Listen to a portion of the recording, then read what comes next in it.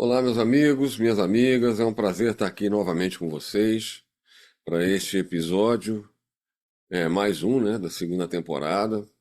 Assim que chegarmos ao final dessa segunda temporada, então vamos ter uma pequena pausa para reestruturar novos vídeos. Tá? A pausa vai ser pequena, talvez uma semana seja o suficiente para isso. Mas só quando chegarmos no último episódio dessa temporada, não é para agora, tá? Não é depois desse episódio que vocês vão assistir, tá bom? É só um recado que nós vamos então passar para uma parte mais espiritual, muitas vezes ligada à ufologia, sim, mas o foco é mais em cura, a parte espiritual e outras coisas, ok? Bom, dito isto, nós vamos então para o episódio número 10, né, dessa temporada e vamos ver se vocês percebem como as coisas funcionam de uma maneira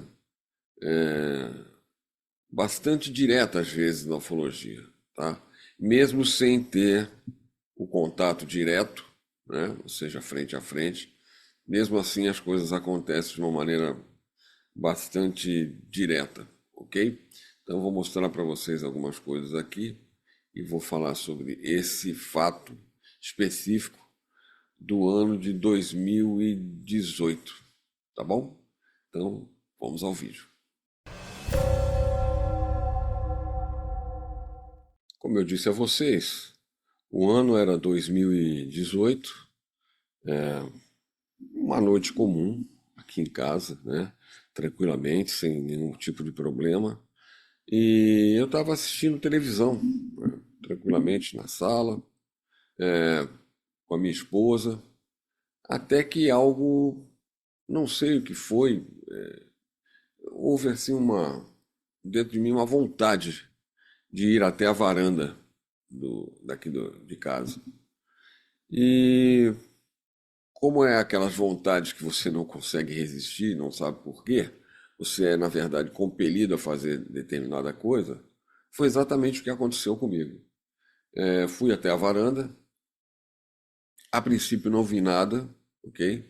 Olhei para o céu, tal, não vi nada, mas algo me chamou a atenção do lado esquerdo, onde ficam as montanhas do Alto da Boa Vista, aqui no Rio de Janeiro, que dividem a Zona Norte da Barra da Tijuca, é, e Recreio dos Bandeirantes, etc. Tá? Praia de São Conrado e tal. Bom, algo me chamou ali para aquele lado, e aquele lado é justamente aquela serra, né, onde eu várias vezes passei, e de vez em quando continuo passando, onde eu fui perseguido por um carro preto. Vocês se lembram dessa história, né? Que quase me jogou para fora da, da pista tal, e subiu. Era um carro enorme, tipo um Landau, um Lincoln Continental, todo preto, com vidro preto, sem placa, não fazia ruído, e subiu numa velocidade estúpida e eu não consegui nem alcançar, ele desapareceu. E quase me jogou para fora da pista. Acho que vocês se recordam desse episódio que eu contei aqui há tempos atrás, né? E então é esse mesmo local, essa montanha, tá, que separa a zona norte da Barra da Tijuca, né? E eu olhei assim de repente e eu vi o Pico do Grajaú. Ele estava iluminado em cima. Raramente vê-se pessoas ali, é muito difícil. E como era à noite, eu falei, será que alguém acampou ali com uma lanterna, né, com algo? Bom, o fato é que eu havia comprado um laser, né, uma caneta laser. Eu falei assim, bom, pode ser que eu possa testar essa caneta laser agora, né? Seja um bom momento para testá-la. E foi o que eu fiz. Fui até o meu escritório, meu quarto, peguei a caneta, preparei ela para uso, né? Estava carregada a bateria, tudo direitinho, e voltei para a varanda. E antes de usar a caneta, me veio em mente assim: Deixa eu chamar a minha esposa para ela dar uma olhada nisso. Bom, vocês vão ver algumas imagens, duas dessas imagens que aparecem a montanha, o Pico do Grajaú, são fotos verdadeiras que por cima eu montei mais ou menos o movimento da luz para dar uma ideia para quem estiver assistindo o vídeo ter uma ideia, uma noção de como foi, tá? E uma terceira foto, aí sim, é a foto da luz que eu consegui fotografar ampliada, tá bom? Vocês vão ver que interessante que é. Então como eu disse, eu me voltei para minha esposa, que estava sentada ali próximo, no sofá. Falei, dá um pulinho aqui na varanda, eu quero te mostrar uma coisa. Ela veio, né? E eu mostrei a luz. Ela falou, uma luz acesa, uma luz forte, né? Bem clara, bem prateada, bem forte. Eu falei, quer ver o que vai acontecer? Olha, vocês vendo, eu já fui falando antes mesmo de saber o que ia acontecer, mas na minha cabeça era como se eu soubesse. Apesar de ter sido uma surpresa para mim, e aquilo saiu da minha boca falando dessa forma, né? Veja só o que vai acontecer. Peguei a caneta laser, liguei e apontei diretamente lá para a montanha, primeiro para embaixo, né? Que poderia ser alguém, não queria apontar o laser diretamente para a pessoa. E depois algo me deu vontade de apontar o laser diretamente lá para a luz. E quando eu fiz isso, a luz começou a saltar. Ela aumentou de tamanho, muito, e começou a saltar de um lado para o outro em cima do pico. Aí eu falei para minha mulher, tá vendo? Ó, olha lá, estão reagindo. Ela, nossa, que coisa esquisita. Falei, pois é, se fosse uma pessoa com uma lanterna, alguma coisa, isso não aconteceria. Porque a luz ficou muito grande, muito, muito maior que a ponta daquele pico. E começou a saltar de um lado para o outro. Ela saltava no ar, saltava mesmo, né? Uma coisa muito interessante e curiosa. Depois de um tempinho, ela reduziu de tamanho, desceu pela frente do pico e começou a girar ele, em volta dele. Começou a contornar a montanha e ficava girando, girando, girando, girando em volta. Quer dizer, ela passava por trás do pico, reaparecia, contornava para trás do pico. Ela ficou fazendo isso várias vezes durante um bom tempo. Foi quando eu tive a oportunidade de fotografar, porque aí eu voltei e falei assim, não, eu tenho que fotografar de alguma forma. Eu não sei se eu fotografei com a minha câmera ou se foi com o meu smartphone. Isso eu não me recordo. Mas o fato deve ter sido com a câmera. Eu devo ter voltado, provavelmente sim. Pegou a câmera fotográfica mesmo, com zoom, e puxado a imagem para ficar mais nítida, né? E aí bati algumas fotos, né? E uma dessas fotos eu vou mostrar aqui para vocês. Depois disso, da foto feita, eu recoloquei a câmera em cima do sofá, fiquei observando aquilo, né, durante um bom tempo, e de repente ele voltou para cima do pico, diminuiu de tamanho novamente, saltou algumas vezes e apagou. E eu fiquei ali durante um bom tempo, muito tempo, para falar a verdade, porque eu queria saber se aquilo ia sair dali, se era alguém, se era. Alguém já não era mais, né? Porque já havia descido pela frente rapidamente pela frente do pico e ficado e girando em torno, né? Então, aquilo não era uma pessoa. Drone não era, porque o tamanho da luz que aumentou, não há drone que faça aquilo. Lanterna, muito menos. Havia nada. E foi logo depois que eu apontei a caneta laser e disparei o feixe de laser. Eu vi o feixe de laser chegando lá, né? Porque essa caneta laser é bem forte. Então eu vi daqui de casa até lá o feixe de laser acertando bem no alvo, ou seja, na luz, né?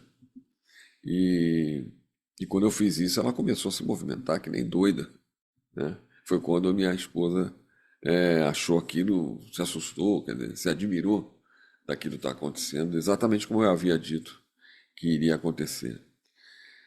Bom, Eu já tive vários avistamentos naquele lado lá, tá? Eu em breve pretendo colocar, inclusive, algumas filmagenzinhas que eu fiz de alguns avistamentos para aquele lado que eu tive aqui à noite, de madrugada, e que eu tive a oportunidade de gravar em vídeo.